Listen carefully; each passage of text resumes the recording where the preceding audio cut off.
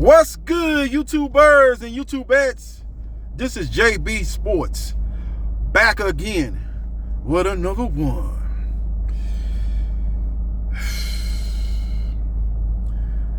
Yesterday I watched a video on Fight Hype. Shout out to Fight Hype. They interviewed Deontay Wilder's trainer, Malik Scott. And Malik Scott was asked about Anthony Joshua versus Deontay Wilder. Where does that fight stand? Will that fight happen before the end of 2023? And Malik Scott said that AJ really don't want to fight. And if AJ really wanted to fight, the fight will be happening. That AJ is hiding behind his promoter, Eddie Hearn, the Puff Daddy of boxing promoters, always in the video. Eddie Hearn has been running around here telling everybody and their mama that the fight is happening, that the fight is on the 1 yard line. That Team AJ has agreed to fight Wilder, and Team Wilder has agreed to fight AJ. That the only thing left for the fight to actually happen is for Saudi Arabia to come with the bag. Eddie Hearn, maybe a week ago, came out and said that, man, Saudi Arabia don't have the money. They not showing the money. Show me the money. They not showing them the money, and that's the reason why the fight is not happening, and that they're now looking at alternative locations for the fight. The fight could happen at Wembley Stadium in the UK, or the fight could happen in Las Vegas, Nevada, aka Sin City. Right after that, a couple of days later, Eddie Hearn is out here saying that AJ could possibly take on Flip Herkovic, who is the interim IBF heavyweight champion. Now, Saudi Arabia, the same people that Eddie Hearn say don't have the funds to make AJ versus Wilder happen, is putting on Fury versus Ngannou, and if Fury defeats Ngannou, that they're going to be putting on Fury versus Usyk for undisputed. So they got the bag for those two fights, but they don't have the bag for AJ versus Wilder, which in my opinion is a bigger fight than any one of those two fights. Maybe Fury versus Ngannou, because you're bringing in that MMA crowd. That might be just as big as AJ versus Wilder, but I know for a damn fact that Fury versus Usyk ain't bigger than AJ versus Wilder. AJ versus Wilder will produce a higher revenue than Fury versus Usyk. Make no mistake about it. But the fight is not happening. It was smoke and mirrors once again by Eddie Hearn.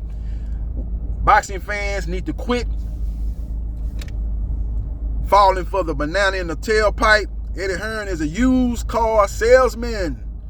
He's selling you a bill of goods when he's out here running his mouth on these interviews.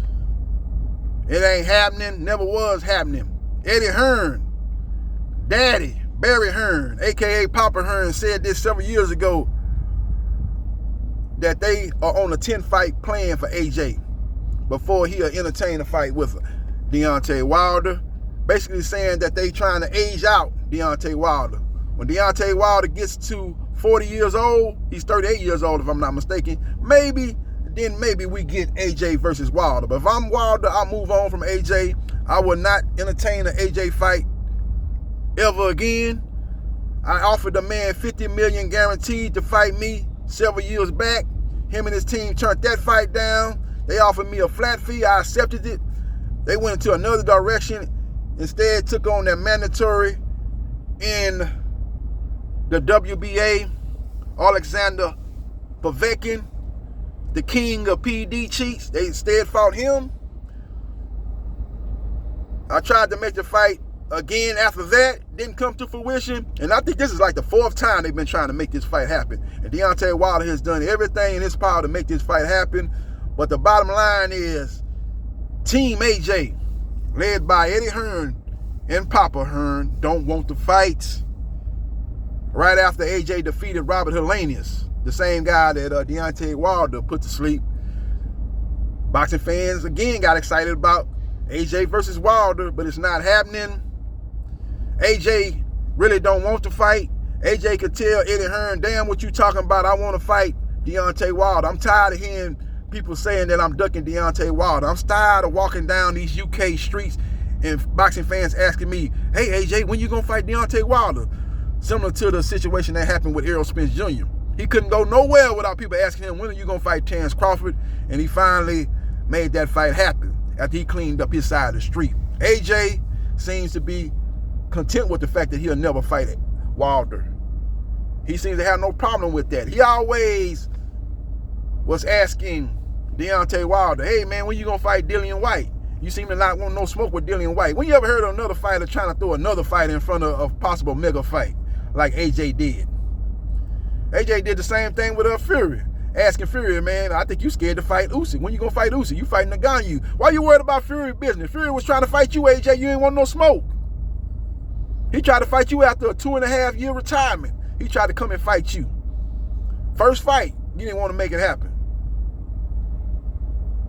Then he offered you a fight at the end of last year, if I'm not mistaken, and you didn't take the fight, saying there wasn't enough time to prepare. You and your promoter, Eddie Hearn, was saying that they was trying to rush y'all into a fight that y'all couldn't properly prepare for that fight, after saying that you could agree to fight him on that date. And stalled, and eventually Fury knew y'all was playing games like y'all playing games with Deontay Wilder. He quickly moved on. So we will see what happens, and we will see what transpires. But Anthony Joshua versus Deontay Wilder was fugazi. That's why I never did a video talking about the fight, because I never believed the fight was factual. I never thought the fight was actually going to happen. I thought the fight was propaganda perpetrated once again by Eddie Hearn, and based on the comments by Deontay Wilder's trainer, Malik Scott, it's all coming to light. So we will see what happens, and we will see what transpires. Now, AJ and his team was hoping that the IBF, which has told Tyson Fury and Alexander Usyk that y'all can fight for undisputed, but the winner of that fight must fight Flip Hrgovic, who is the interim IBF heavyweight champion. If y'all don't fight him, if the winner of that fight don't fight Hrgovic, that they will be stripped of the IBF belt, and Hrgovic will fight Anthony Joshua. That was a report a couple of days ago. So Eddie Hearn was making comments angling toward that fight. Now the IBF has come out today and said, it's not going to be Flip Hrgovic versus Anthony Joshua for the vacant IBF title if the winner of Fury versus Usyk don't fight Hrgovic. It's going to instead be Flip Hrgovic versus Otto Wallin, who in his last fight was in the IBF Eliminator. Now, I ain't gonna lie, I thought IBF was gonna be like, nah. We make way more money in an Anthony Joshua versus Flip Hrgovic fight for the vacant IBF belt.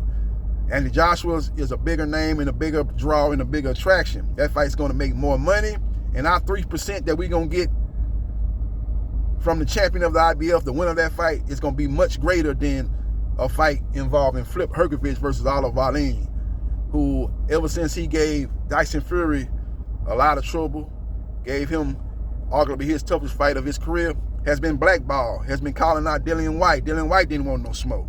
Has been calling out several of the top names in the heavyweight division, and neither of the top fighters in the heavyweight division have been eager to get in the ring with Otto Wallin, who's a southpaw, a very good boxer, one of the best boxers in the heavyweight division. Don't have a lot of power, but he's a guy that knows how to box, very intelligent in the ring.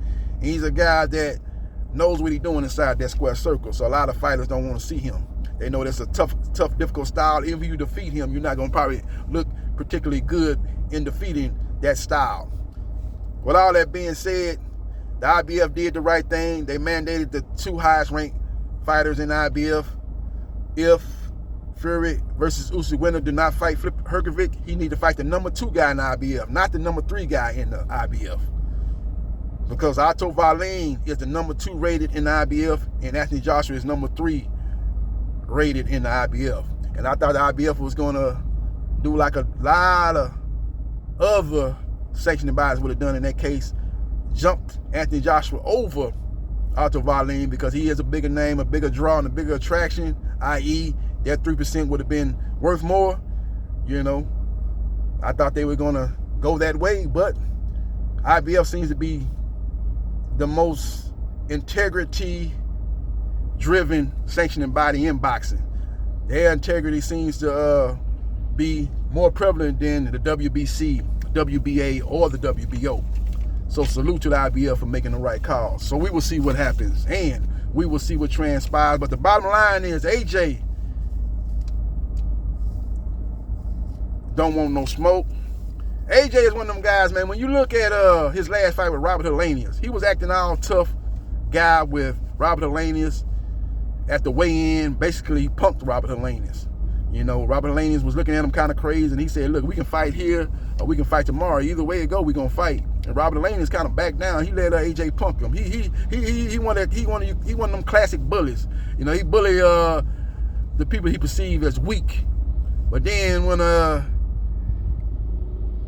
he fought Joseph Parker in a unification, Deontay Wilder was supposed to be there in attendance, and he wanted to do a face-off with AJ after the fight with Joseph Parker if he was successful. And AJ didn't want no face-to-face with Wilder, saying this is my ring. His promoter, Eddie Hearn, said that was not going to happen.